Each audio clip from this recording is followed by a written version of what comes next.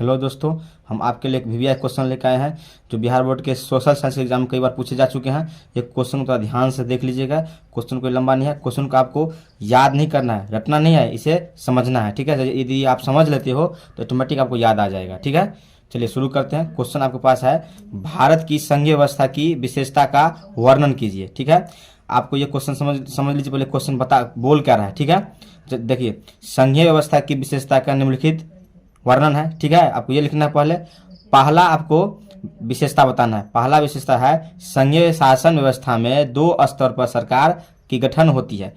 कितने स्तर पर होती है? दो स्तर पर होती है। पहला स्तर केंद्र सरकार है, दूसरा राज्य सरकार है। ठीक है, पहला ये विशेषता हो गया। ठीक है, विशेषता नंबर 2, संविधान के अनुसार केंद्र सरकार और राज्य सरकार के कार्यों को बांटा जाता है। संविधान के अनुसार कोई कार्य दिया जाता है तो केंद्र सरकार और राज्य सरकार में बांटा जाता है। ठीक है, ठीक है।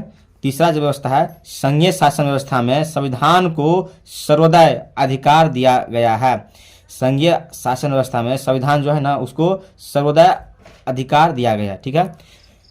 चौथा जो इसका जो विशेषता है, केंद्र सरकार और राज्य सरकार में किसी प्रकार का विवाद हो तो उसे न्यायपालिका सुलझाती है। यदि केंद्र सरकार और राज्य सरकार में किसी प्रकार का विवाद हो जाए उसे न्यायपालिका सुलझाती है। ठीक है, आपको ये 3 व्यवस्था हो गया है। कोई व्यवस्था कोई ज़्यादा आपको बताए भी नहीं हम। इसका विशेषताओं को ढंग से याद रखिएगा। अब फिर से समझ लीजिए, संघीय शासन व्यवस्था में सरकार 2 स्तर पर काम करती है। पहला स्तर केंद्र सरकार होता है, दूसरा राज्य सरकार होता है। ठीक है, दूसरा जो इसका विशेषता है, संविधान के अनुसार केंद्र सरकार और राज्य सरकार के कार्यों को बांटा जाता है।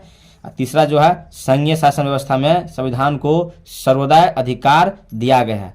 और चौथा जो इसका विशेषता है, केंद्र सरकार और राज्य सरकार में किसी प्रकार की विवाद हो तो उसे न्यायपालिका सुलझाती है। ठीक है, यदि केंद्र सरकार और राज्य सरकार में किसी प्रकार की विवाद होती है तो उसे न्यायपालिका सुलझाती है। ठीक है, आपको ये 3 विशेषता आपको याद नहीं रखना है, इसे समझना है, रटना नहीं है। ठीक है, यदि वीडियो को अच्छा लगे हो तो लाइक कीजिए, सब्सक्राइब कीजिए, शेयर कीजिए। Thanks for watching. जय हिंद, वंदे मातरम।